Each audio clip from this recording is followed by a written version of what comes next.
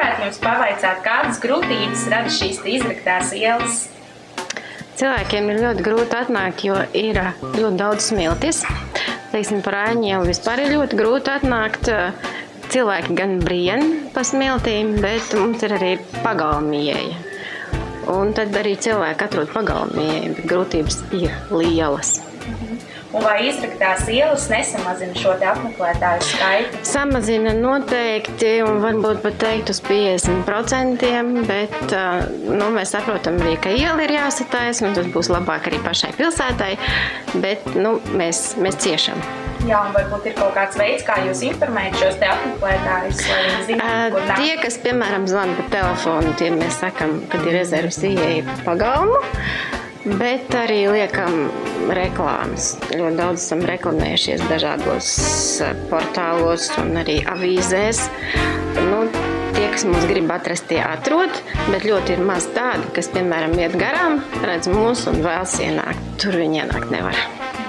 Un vai jūsuprāt, ielas sakārtošana kompensēs šos zaudējumus, kas radušies remontdarbu laikā? Es domāju, ka noteikti nē, bet arī pašiem pie tā būs jāstrādā, lai mēs kaut ko, teiksim, atgūtu atpakaļ to, ko esam pazaudējuši, bet es domāju viennozīmīgi, ka ielas sakārtošana neatgriezīs to, kas ir bijis un kas varētu būt.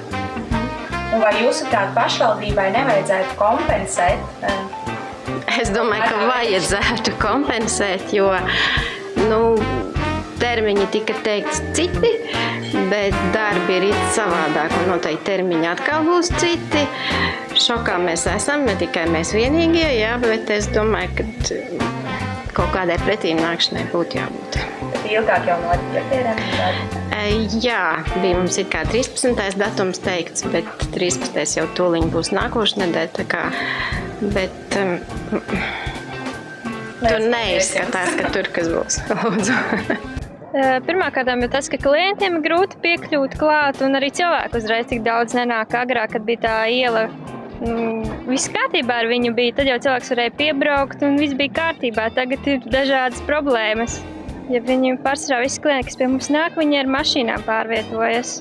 Un, lai viņi kaut kur atstātu mašīnu, tad viņiem vai nu pie Rīmī vai kaut kur ielas galā jāatstāj, tas grūti uzreiz ir. Un, kad ir lietas sezona, tad līdz ar to arī dubļi. Un, ja tas ir galvenās drēbēs, neviens jau negrib drīz pa tiem dubļiem. Visi tādi risinājumi, kad no šitās puses ielai piebrauc, ja vajag mašīnu dekorēt vai kaut kur gar maliņām nāk. Visi tāds variants domājam, vai no tās puses, kur var piekļūt.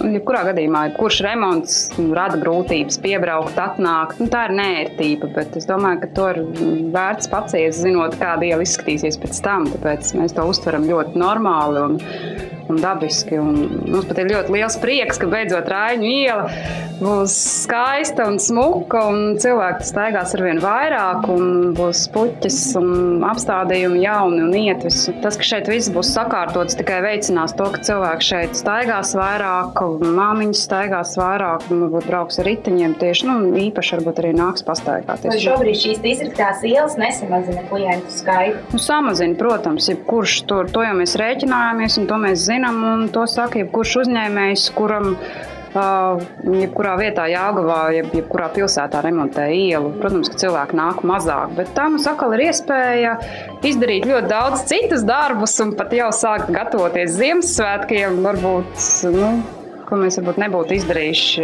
šo te ielu neremontēt. Cik es saprotu, remontdarbu laikā kaut kāda kustība vismaz gājēju ir jānodrošina, lai šeit var atnākt, un arī remontdarbiem ir jānotiek pietiekoši ātrā laikā un visam pēc plāna, pēc grafika. Es domāju, ka varētu kaut kādas sūdzības sniegt tad, ja kaut kas tiek, piemēram, nepamatoti ilgi notiek vai nenotiek pēc plāna, bet ja viss notiek tā, kā tas, piemēram, ir avīzē uzrakstīts un ieplānots, tad parasti, es domāju, ka kompensācijas tādos gadījumos nemaksās.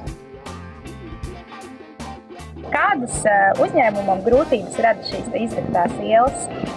Diezgan lielas, jo klienti piebraukt vairs nevar, un mēs to uzreiz izjūtam. Praktiski, ja ne uz pusi, pat vairāk, man liekas. Es skatos, kolēģi jau ir 2. mēnesi, jau ir pāri rakumu priekšā. Tā kā, nezinu, kā te būs. Nodokļi, kredīts, tie jau nesamazinās, un arī neviens jau nedod tādus kredīta brīvdienas. Bet ja pašvaldība nākt pretī, tikai būtu priecīgi. Jā. Vēlēsim jums veiksmi. Paldies!